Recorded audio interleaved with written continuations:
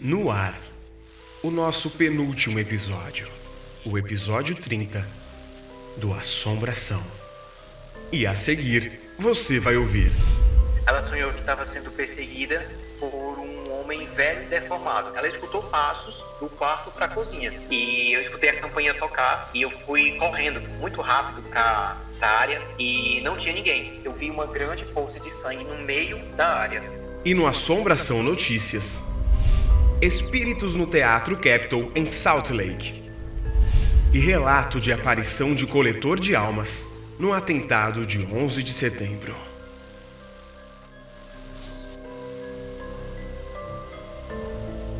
Essa é a sua 30ª experiência paranormal. E esse é o Assombração.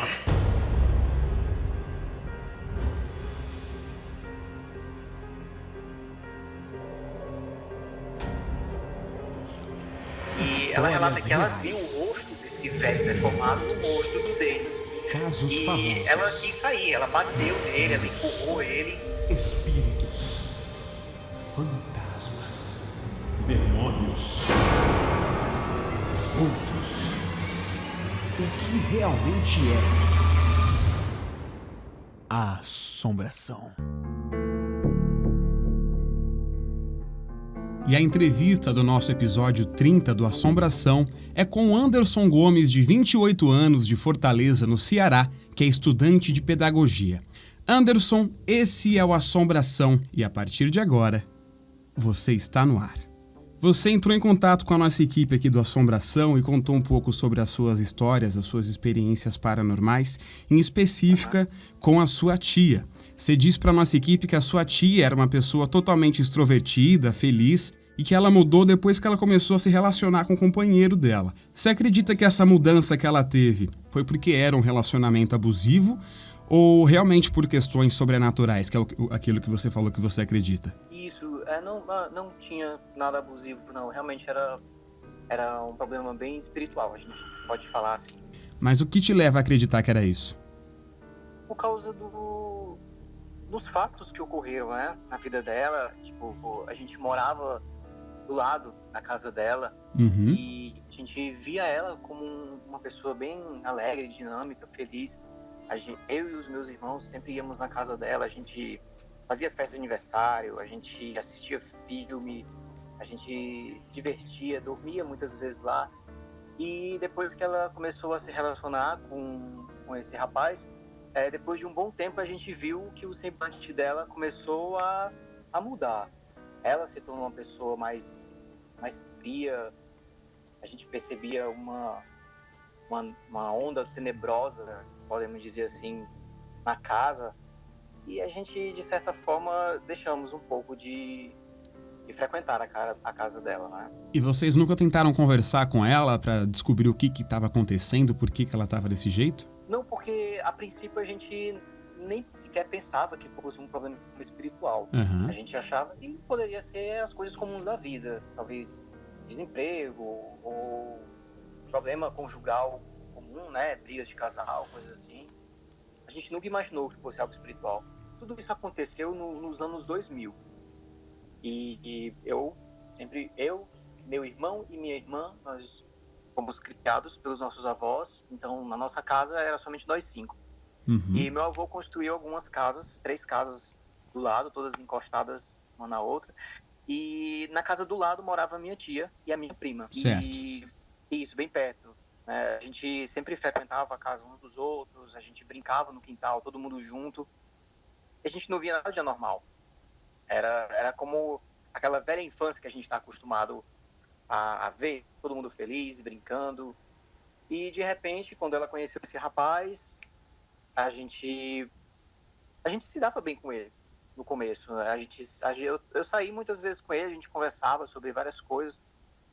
E com o passar do tempo, assim, alguns anos na verdade, a gente começou a ouvir alguns relatos da minha prima e da minha tia sobre coisas, vultos, sombras que estavam aparecendo na casa, né? Coisa que a gente nunca ouviu e nem viu. Isso depois da chegada dele na casa da sua tia, né? Isso depois da chegada dele durante alguns anos depois. Então essas coisas começaram a acontecer. Você conseguiria dizer para mim, então, qual foi a primeira possível manifestação que te fez acreditar que realmente era isso? Sim, eu vou primeiramente chamar ele de Denis. Denis, beleza. Esse marido da minha tia. Para manter a identidade dele, tá certo. Isso, exatamente. Nessa época que nós morávamos todos lá, na casa dos meus avós, um dia, pela manhã, a minha prima chegou na nossa casa e começou a comentar sobre algo que ela tinha visto em casa durante a noite, né, de madrugada, enquanto ela dormia. Ela relatou que viu a morte. Ela falou: eu vi uma criatura preta de capuz e com uma foice ou algo do tipo. A princípio a gente achou que era brincadeira, porque a gente sempre acha que é uma brincadeira no começo das coisas. A gente nunca vai assim de cara ver que é algo sobrenatural. E eu pensei, nossa, isso é aqueles estereótipos da morte, como a gente vê nos desenhos, como a gente vê em revista, em livros. Então por isso na minha concepção eu achei que era brincadeira. Mas eu percebi que era uma coisa séria quando ela começou a chorar. Porque ela relatou que viu isso quando acordou, ela viu no pé da cama dela. E ela passou a noite toda chorando. E quando foi de manhã, ela foi relatar pra gente sobre isso, né? A gente não acreditou. E a gente só passou a acreditar quando ela chorou. Aí sabe aquele clima tenso e que todo mundo fica em silêncio? Clássico. Foi esse momento. Isso, clássico. E a gente começou a entender que algumas coisas anormais estavam acontecendo. E esse foi o princípio. Essa sua prima que você está contando essa história dela, ela é filha dessa sua tia ou não? Sim, ela é filha dela. Ela é filha única, na verdade. Minha tia só tem ela. Entendi. Por que você acha, então, que esse companheiro, o Denis, vamos chamar esse rapaz de Denis, por que você acredita que o Denis tem alguma relação com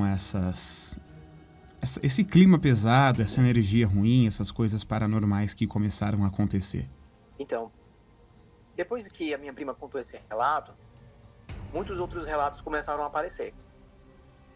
Um deles foi que a minha tia havia falado que ela sonhou, isso no mesmo horário, né, sempre de madrugada, ela sonhou que estava sendo perseguida por um homem velho e deformado. E ela estava sendo perseguida, ela estava se mexendo bastante na cama e o Denis estava do lado dela. E isso todo mundo dormindo, né, todas as luzes apagadas. E ela tentava fugir, e ela conta que o Denis acordou ela, né? Pelo fato dela estar se mexendo, gritando, sonhando, e ela acordou e ela relata que ela viu o rosto desse velho deformado no rosto do Denis. E a gente ficou super surpreso quando... Forte isso. Desculpa? Muito forte isso, né? Pois é. E ela gritou, ela se assustou quando viu o rosto do homem que estava perseguindo no sonho, no rosto do marido dela. E ela quis sair, ela bateu nele, ela empurrou ele, né? Porque pra ela estava vendo aquilo de verdade. E depois ele estava tentando acalmar. Calma, Diana, sou eu, o Denis. E foi que ela voltou a si, né? Ela como se aquilo tivesse sido dissipado. Diana é o nome fictício que você usa para falar sobre ela também, não é isso? Não, esse é o nome dela. O nome dela mesmo é Diana. Isso. Tá certo. Isso. E depois que tudo isso aconteceu, ela voltou a si, né? Se recobrou, então ela viu que tinha sido um sonho e aquilo estava no rosto do marido. Então, sabe, acho que nisso tudo contribuiu para que ela começasse com aquela aparência sombria, né, de não ser mais animada, de ser aquela fisionomia séria, emburrada. Acho que isso contribuiu. Você acha que ela ficou com medo dele depois disso? Eu nunca ouvi falar da boca dela que ela sentia medo dele, mas eu acredito que as coisas que passaram a acontecer fizeram com que ela tivesse medo das coisas, não ao certo dele, porque até então não se sabia que ele era o problema, entende? Uma outra coisa que ela fala, nas mesmas noites, acredito que dessa vez foi na mesma semana, eles também estavam dormindo, mas ela escutou passos do quarto para a cozinha. Ela se levantou para ver e não tinha nada. Ela só escutou os passos. Ela achou que era até a minha prima que tivesse levantado, fosse pro banheiro, mas não tinha nada. Mas ela relata que ouviu os passos pela casa. Esse rosto que ela viu no Dennis é o mesmo rosto que ela viu no sonho, foi isso que você acabou de falar. Ela conhecia essa pessoa que ela viu, esse rosto? Não. Ela disse que não conhecia. E era de um homem? E era de um homem bem velho, e ela dizia que ele era deformado, e eu não sei como o conceito de deformado dela, mas foi o suficiente para assustar. Obviamente. Né? Então a gente entende que era realmente uma coisa de outro mundo. E isso voltou a se repetir depois dessa primeira vez ou não? Desse mesmo modo, não. Aconteceram outras coisas. Com esse velho, nunca mais? Não, o velho não. Teve... O Dennis chegou a ver um velho sentado em cima do muro no quintal. Ele relatou isso uma vez. Como a gente morava com o nosso avô, a gente achava que era ele, porque muitas vezes o meu avô acordava muito cedo, 4, 5 horas, saía para fazer uma ronda no quintal para ver se estava tudo bem, ver se talvez os cachorros do quintal estivessem presos, ele ia lá soltar, ou quando os cachorros estavam latindo muito, ele fazia os cachorros parar, e a gente achava que era o nosso avô, mas o Dennis falou que conhecia o nosso avô e não era ele. Ele viu esse velho sentado em cima do muro do quintal, olhando para ele. E nessa época a gente não pensava em tantos detalhes, né? Como o tipo de roupa, ou se ele conhecia ele. Uhum. A gente só ouvia e aceitava. A gente não buscava tantas informações. E esses dois ocorridos, eles aconteceram próximos, Anderson? Eles aconteceram próximos com relação de dias ou semanas. Entendi. Porque eu lembro que nessa época, eu acredito que eu tinha uns 15, 16, eu lembro da frequência desses acontecimentos. Eu lembro que cada semana era uma nova história. E a gente sempre perguntava pra minha prima se ela já tinha visto alguma coisa nova, se aconteceu alguma outra coisa. A gente, de certa forma, tinha curiosidade, né? Porque a gente nunca presenciou esse tipo de coisa na nossa casa, na nossa família, e quando aconteceu, apesar de ser assustador, a gente tinha interesse, a gente tinha curiosidade de saber se tinha acontecido novos relatos. Né? É isso mesmo que eu iria te perguntar. Você em si nunca viu nada? Nunca sentiu, nunca percebeu nada disso? Não, particularmente não. Mas eu presenciei um acontecimento estranho. Não sobrenatural, mas eu lembro que todos nós estávamos reunidos numa área de serviço que dá acesso ao quintal da nossa casa. E eu escutei a campainha tocar e eu fui correndo muito rápido para a área e não tinha ninguém.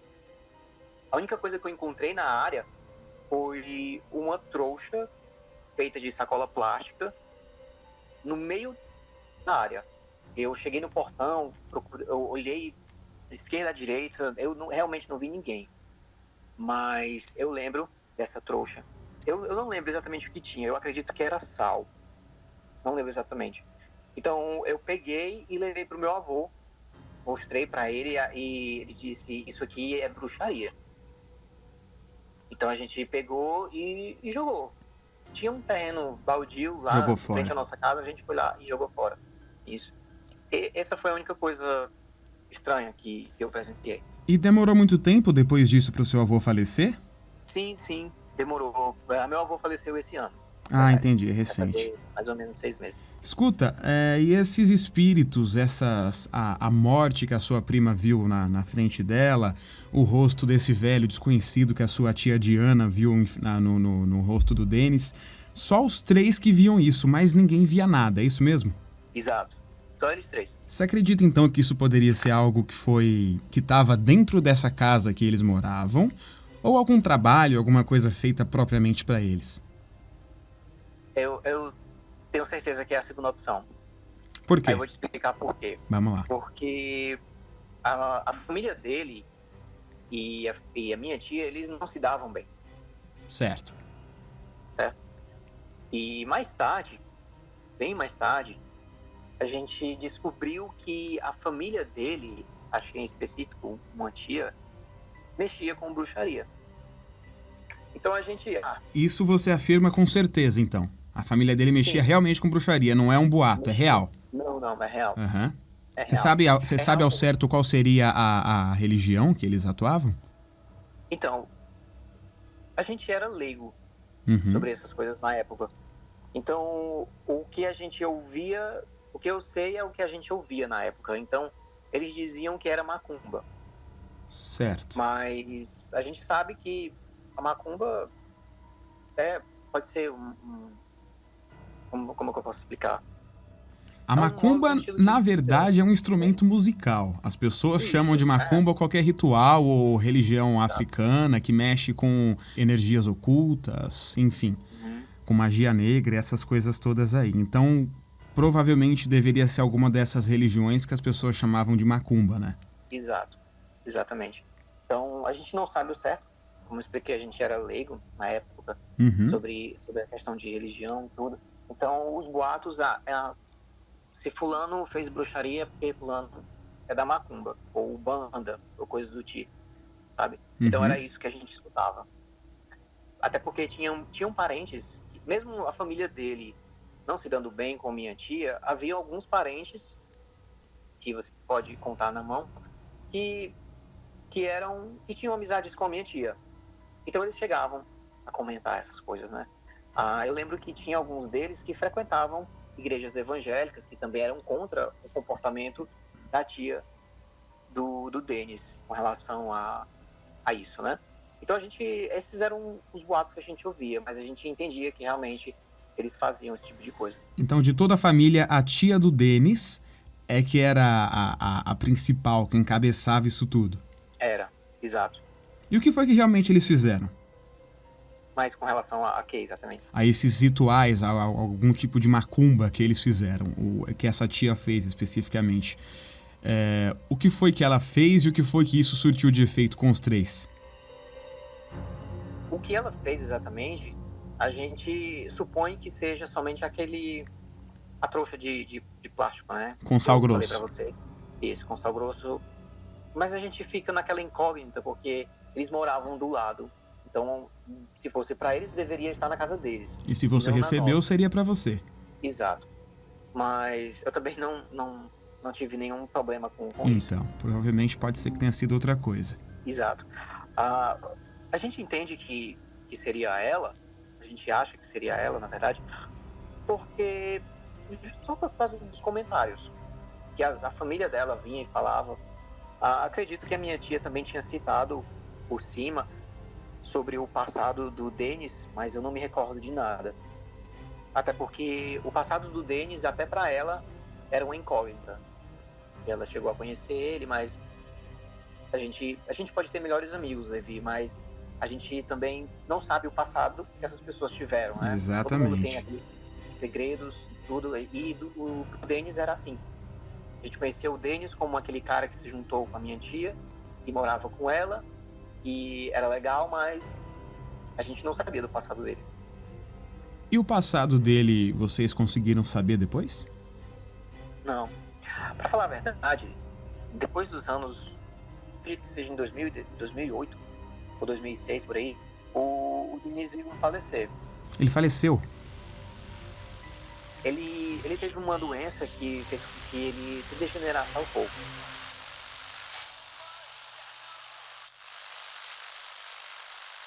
E você que me ouve agora, tá gostando desse episódio? Então pode comentar e compartilhar nas suas redes sociais usando a hashtag Assombração. Aqui é Levi Palomo e nós voltamos já. Assombração. Se você recomendar o Assombração para alguém e essa pessoa ficar em dúvida sobre qual aplicativo ouvir, diga que é só pesquisar por podcast Assombração e pronto. Estamos em mais de 30 aplicativos de áudio para você e seus amigos ouvirem quando e onde quiser. Assombração Notícias. Espíritos no Teatro Capitol, em Salt Lake. O delegado Dave Murphy era um completo cético quando o assunto era paranormalidade. Até que ele foi trabalhar em 2012 como vigia no Teatro Capitol em Salt Lake, nos Estados Unidos. Murphy afirmou que ouvia vozes, sombras saindo das paredes e canções durante a madrugada. Ele ainda chegou a afirmar que os espíritos tentavam sair do prédio e que teriam tentado agredi-lo fisicamente. Muitos acreditam que o espírito que assombra o teatro seria de um escocês de 17 anos que morreu em uma lareira no local em 1947. Este é o Assombração.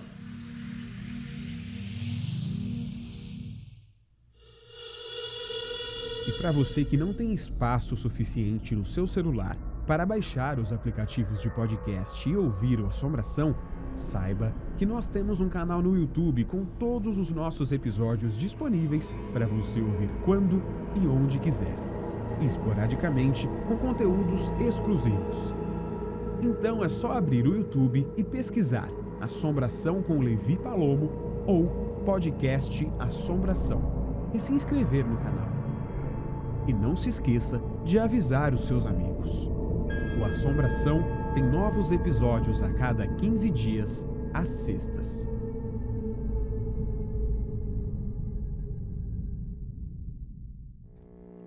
Assombração Notícias. Aparição de coletor de almas no atentado de 11 de setembro.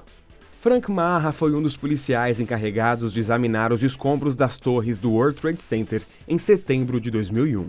Em 2003, durante a divulgação do livro que contava alguns relatos sobre o atentado, chamado Hallowed Ground, o policial se lembrou de ter visto algo paranormal durante as longas horas de buscas no local. Segundo ele, uma mulher que se vestia como uma trabalhadora da organização Cruz Vermelha teria aparecido no lugar algumas vezes.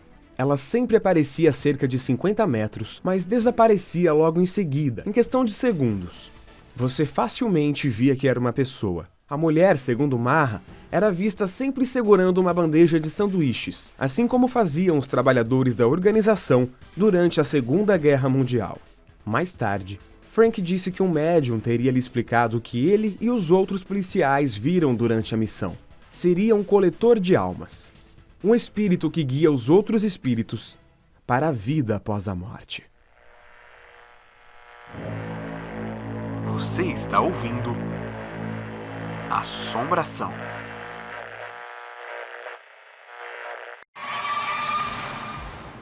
Assombração. Aqui é Levi Palomo e você está na sintonia do Assombração. O Diniz faleceu. Ele faleceu? Ele teve uma doença que fez com que ele se degenerasse aos poucos. Certo. Simplesmente um dia ele estava... O Denis, ele tinha uma aparência... Ele era bem aparente, posso dizer assim. Ele era forte, ele era alto. E num dia, quando nós chegamos na casa dele, ele estava muito magro. Sabe? Uhum. Muito magro. E não foi rápido, então? Foi super rápido. Eu lembro que a minha tia falava alguma coisa sobre ele ir no médico, sobre ele se tratar, tudo. E ele veio a óbito depois disso. Depois de alguns meses, né?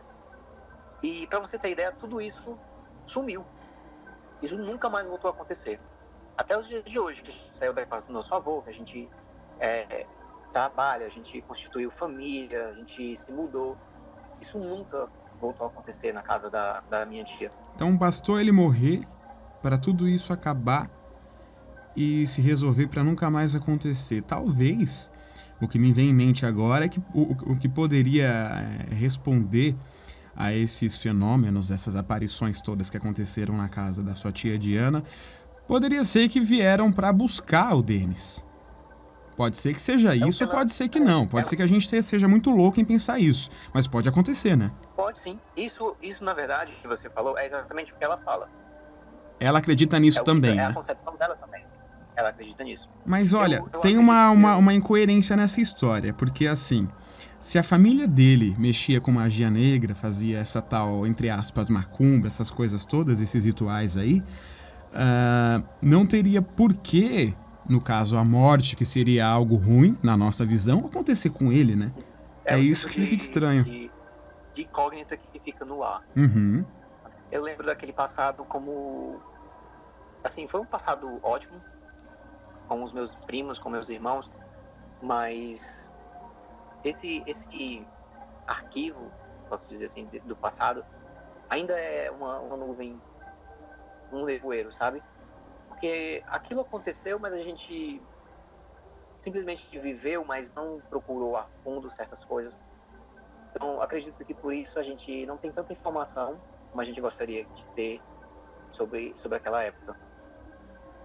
Vocês preferem ignorar para tentar ficar em paz, né? Para tentar passar isso na cabeça, no coração de vocês.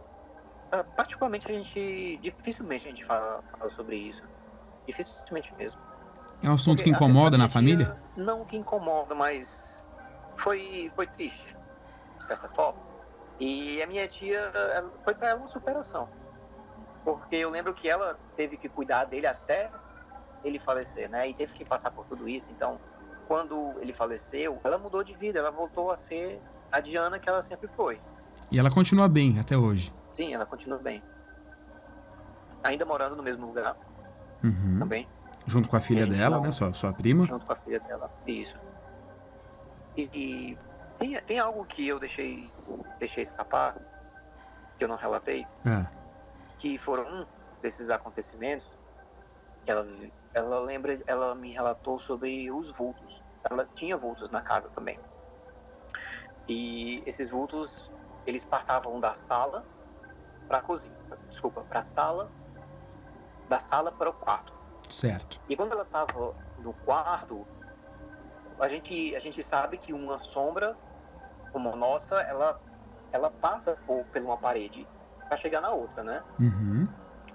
Ela não vai para uma paralela, a não ser que a luz mude de lugar rapidamente.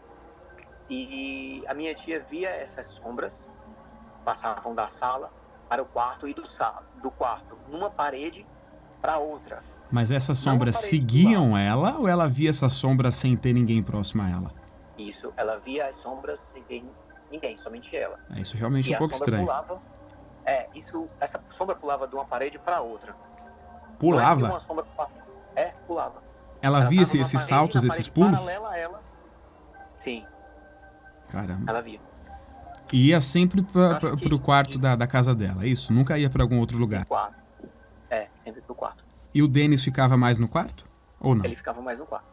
Sim. Olha só que coincidência, né? Tudo ligava para ele, sabe? Tudo voltava para ele, o Denis. Com essas conclusões que você tirou, que obviamente a sua família também chegou, vocês realmente acreditam que ele era o problema, que ele trazia essas coisas e que essas coisas realmente vieram para buscar ele? Ou ainda tem dúvida sobre isso? Eu particularmente tenho minhas dúvidas. Por quê? É como a gente estava relatando, você perguntando, né, no começo, a questão de se ele ia morrer, por que fizeram a bruxaria, ou se fizeram a bruxaria, por que não foi na casa dele, foi na nossa. Eu vejo, eu particularmente não sei explicar muito bem por que essas coisas acontecem, por que aconteceu essas coisas, na verdade, mas a minha tia acha que exatamente você falou. Para ela toma isso como verdade e acredita. E acredito que isso tenha ajudado ela até hoje. Mas para mim, não. Para mim, eu realmente acho que foi algo sobrenatural, foi algo ligado a ele, talvez pelo passado dele. Que até hoje ninguém sabe qual foi, né? Pode ser que tenha sido muito horrível, inclusive. E é como se ele estivesse procurando somente um abrigo no final da vida, sabe? E foi isso que aconteceu. Pra desencarnar. É. Isso tudo começou, então, depois que você encontrou a trouxa de Sal Grosso, né? Na verdade, eu não lembro exatamente se isso veio antes ou se isso veio depois. Uhum. Eu lembro que todos esses acontecimentos aconteceram em Muito semanas, próximos. muito próximos, exato. Mas a sequência deles eu não me recordo. Eu lembro que eles aconteceram. Mas, fidedignamente assim, eu não lembro. Olha, sendo bem sincero com você, Anderson, uma outra coisa que me vem em mente sobre essa morte dele seria um possível erro, porque não dá para pensar em outra coisa, não dá para chegar a uma conclusão racional, que a gente sempre leva a coisa para o lado racional, né? Não tem como a gente pensar em algo que não seja racional, a não ser que essa parente da parte da família dele, que mexia com essas religiões ocultas, pode ser que ela tenha feito alguma coisa de errado, que desagradou esses espíritos, demônios, sabe-se lá com o que é que ela mexia. Ou pode ser que ela tenha usado o Denis, como a gente está chamando ele, né, de Denis. Pode ser que ela tenha usado o Denis, a alma do Denis, em troca de alguma coisa, em troca de algum favor ou como recompensa. Eu não duvidaria. No mundo de hoje, a gente vê tantas coisas, eu não duvidaria. Não sei se alguém teria esse poder, né, de eu, por exemplo, colocar a sua alma em troca de alguma coisa que eu quero por conta de um ritual, um pacto ou algum tipo de coisa. Não acredito que alguém tenha esse poder, mas também não duvido, né? Não acredito, mas ao mesmo tempo eu fico... Será? Será que sim? Será que não? É uma conclusão que eu penso aqui que poderia ser a resposta para essa morte turbulenta e rápida dele. Mas então sua tia hoje em dia tá tranquila. E sua família também, sua Sim. prima, todo mundo. Todo mundo nunca mais teve nenhum relato dela com relação a isso. Mas, assim, eu particularmente, como falei com você, não vi nada com essa questão de sobrenatural, vultos, espíritos e coisas assim.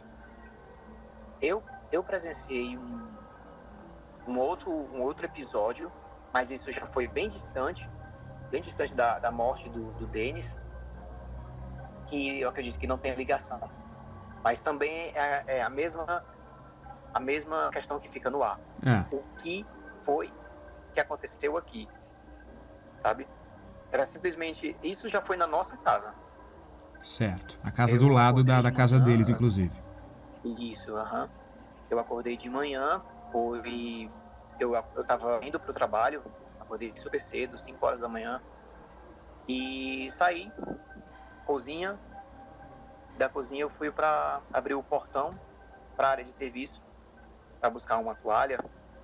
E quando eu abri o portão, eu vi uma grande poça de sangue no meio da área de serviço. Nossa. Antes da morte do Denis. Não foi a mesma área. Isso, muito tempo depois. Esse episódio que eu tô contando agora para você foi em 2015. Não, desculpa, foi em 2017. E ele morreu em 2006. Ah, tá certo. Foi muito depois, então. Foi muito depois. E eu vi aquela poça de sangue e eu não acreditei. Eu olhei para os cachorros, eu não vi nenhum deles sujo. Eu olhei para o teto, também não tinha nada, não tinha pegada. Os cachorros nem sequer pisaram em cima. E estavam calmos os cachorros, não? Tava.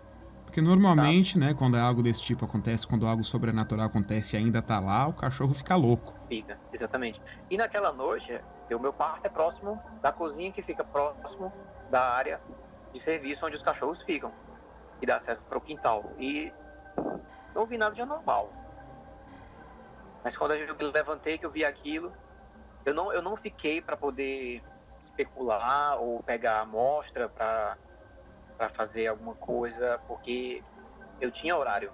Uhum. Eu tinha que pegar o ônibus, então eu só chamei a minha irmã, chamei a minha avó, mostrei aquilo ali, eu disse que não sabia o que era e me mandei pro trabalho.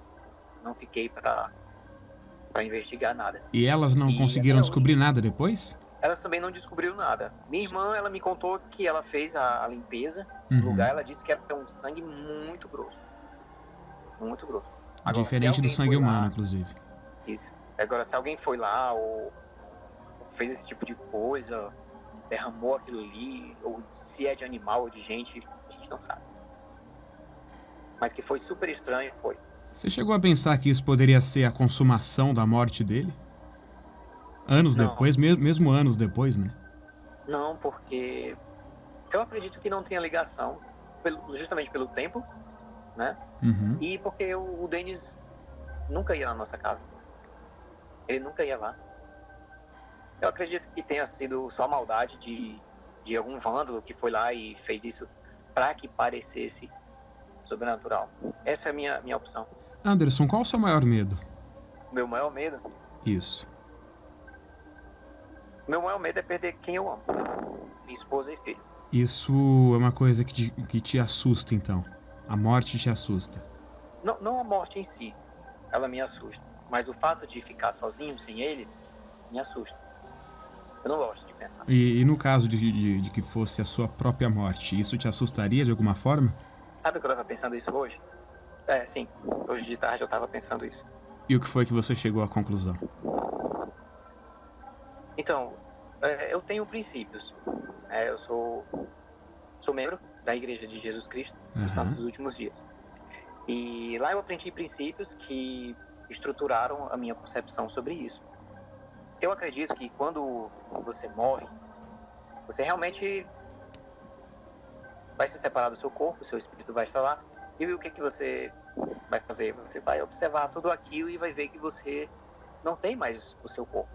Vai ficar um pouco deslocado. E na minha religião, a gente aprende que somos recebidos no mundo espiritual por parentes que já se foram. E eles vêm ao nosso encontro para nos orientar. E eu fiquei pensando o fato de não mais respirar, de não mais comer coisas que eu gosto, não mais correr. Isso me fez pensar.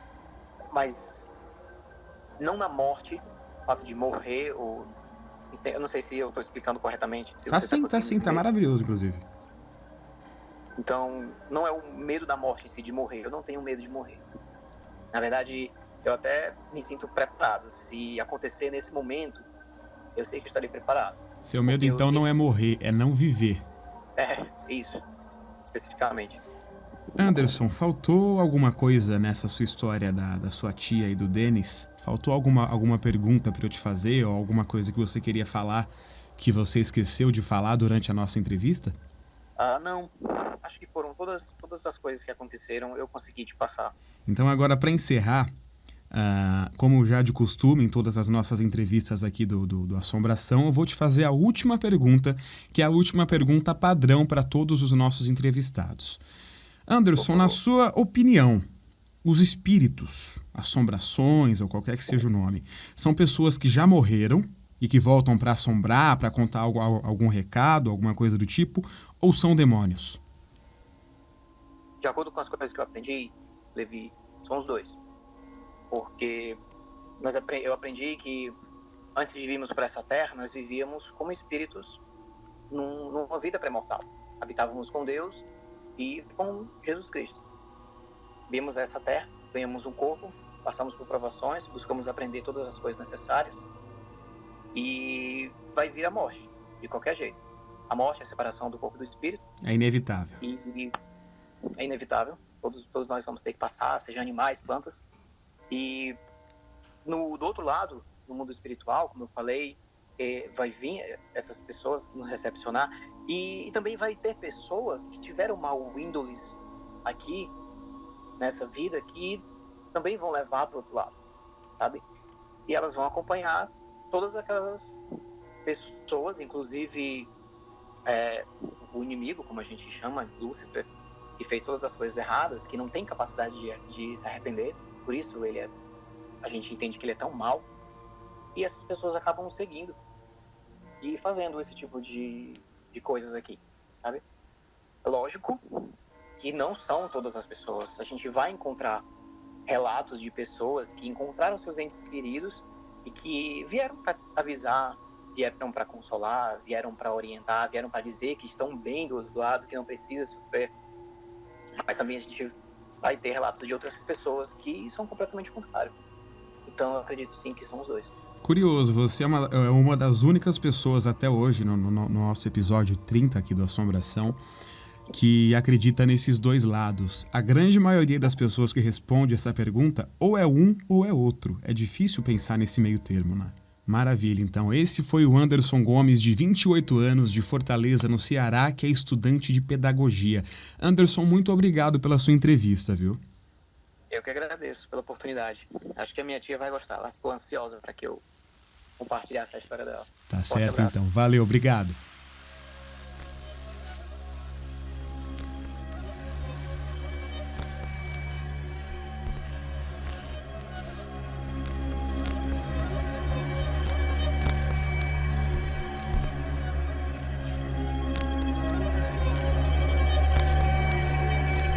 No próximo episódio, tudo que um dia começa, chega ao fim.